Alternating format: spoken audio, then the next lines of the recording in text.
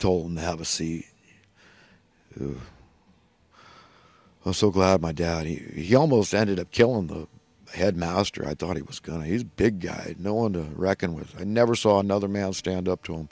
Never saw him lose an arm wrestle. Tough, tough SOB. Boxer in the Marine Corps. Irish Indian descent. Badass. His dad was an average sized man like me. It's run like that generationally.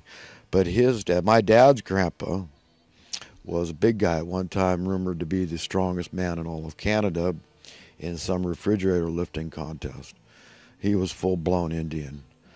Mississauga tribe, which is Mississauga and Port Credit, they're kind of adjacent. It's kind of one dealio. They're in above Niagara Falls, south of Toronto, Canada. But anyhow, yeah, he was pretty mad about, my mom found the blisters on my hand, and my dad freaked out and took me to the headmaster of the principal's house, and I stayed in the car while he yelled at this guy, but I was afraid he was going to go to fisticuffs, and just, one punch from this guy had enormous hands, and it would have been all over for the headmaster, but he was pretty mad. I'm sure that teacher probably put the fear of God in him. I don't know why he didn't just go straight to the teacher's house. Maybe he didn't know where he lived.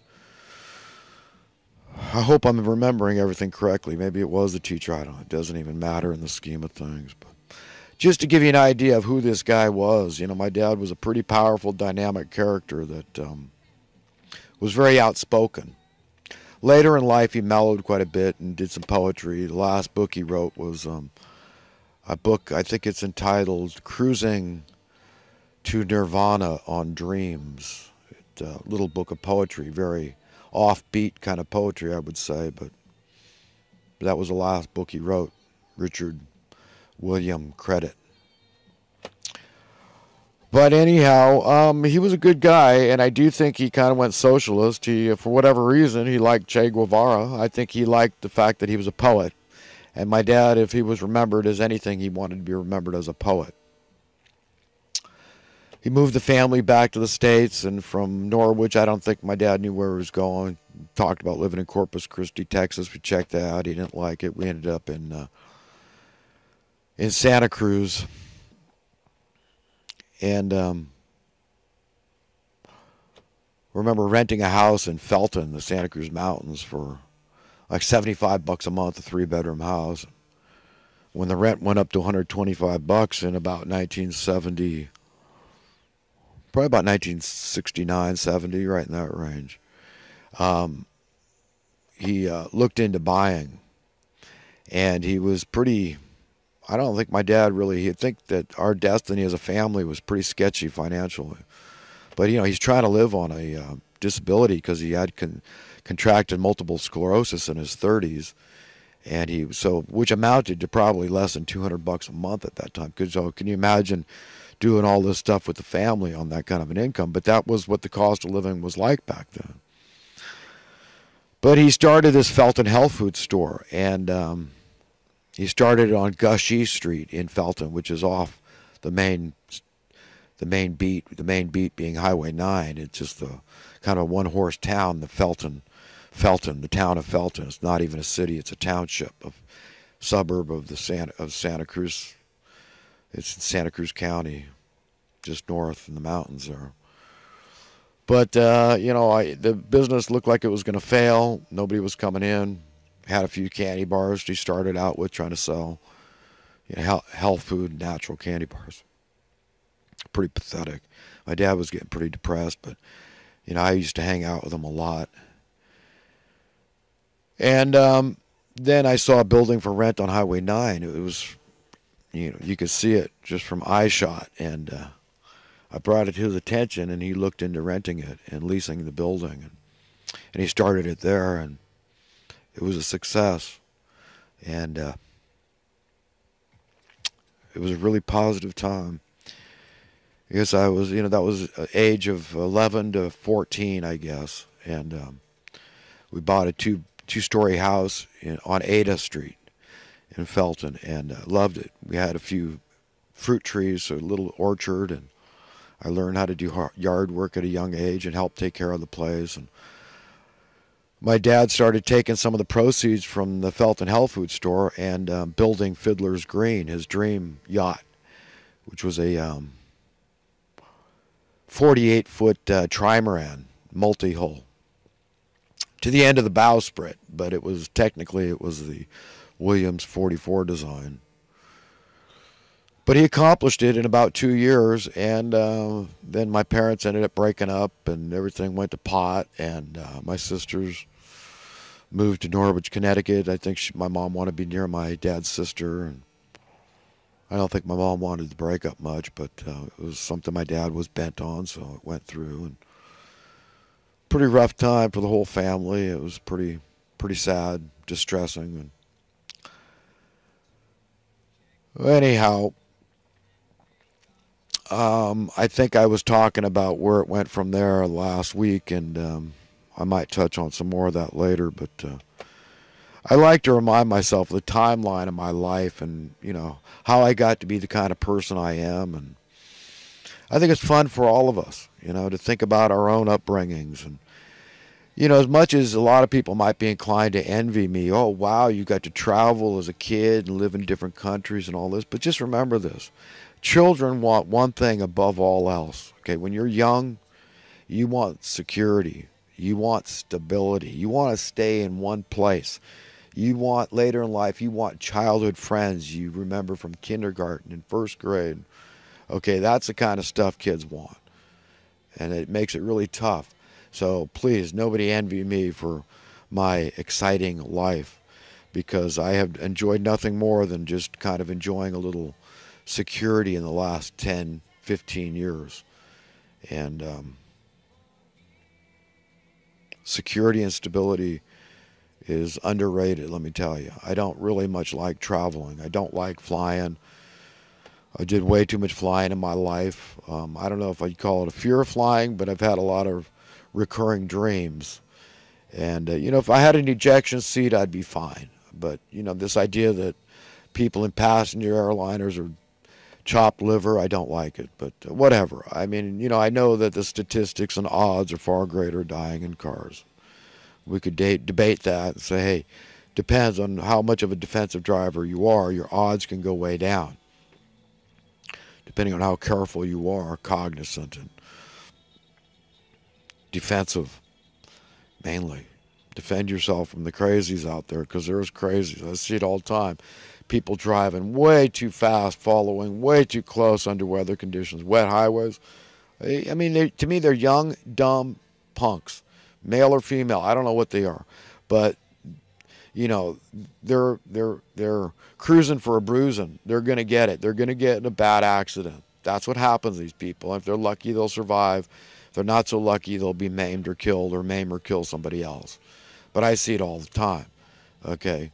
I mean, driving on a wet freeway and a drive, all the difference in the world. Okay, all the difference in the world. Okay, so I just look at it, I think, oh my God, stay way away from these idiots. And they got to learn the hard way. But anyhow,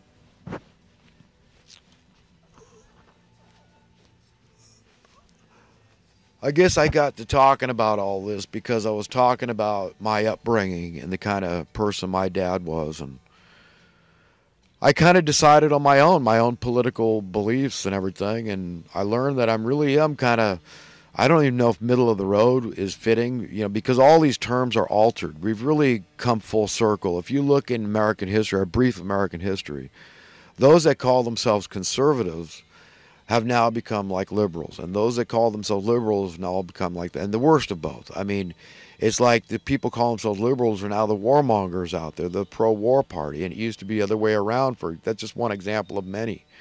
But these people at the top, they're very fascist. We've got to remember what we're up against here. We're up against fascist pigs, monstrous people that maybe only appear to be human, but they're like shapeshifters or something. What's in their heart, if you could see what's in their heart, like that movie Let They Live, okay, if you look up what that was about, he puts the glasses on, then he can see, wow, these are like demons or something. These are evil people. They know it. They don't want you to know it, okay?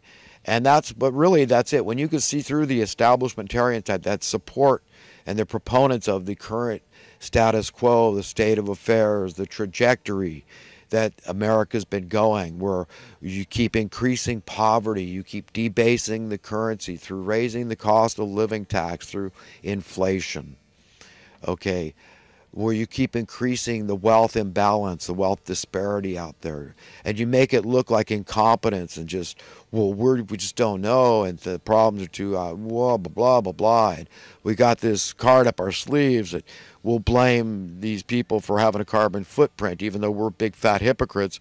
We're not going to talk about that. We're going to get the attention off us.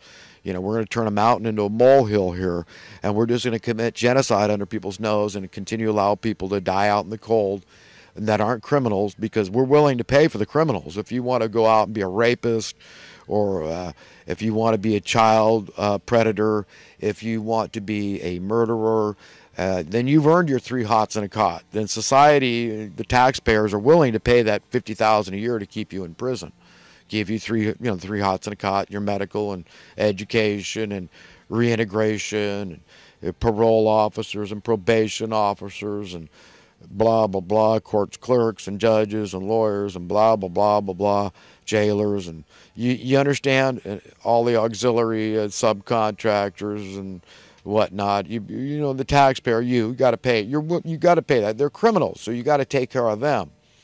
But when it comes to just the innocent person that refuses to become a criminal, we're picking on them. We're picking on Jesus.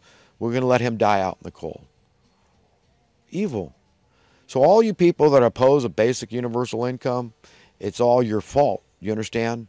You call yourselves conservatives, you're not at all. I'm a fiscal conservative. Hell, I'm a registered Republican right now, so I could vote for Trump.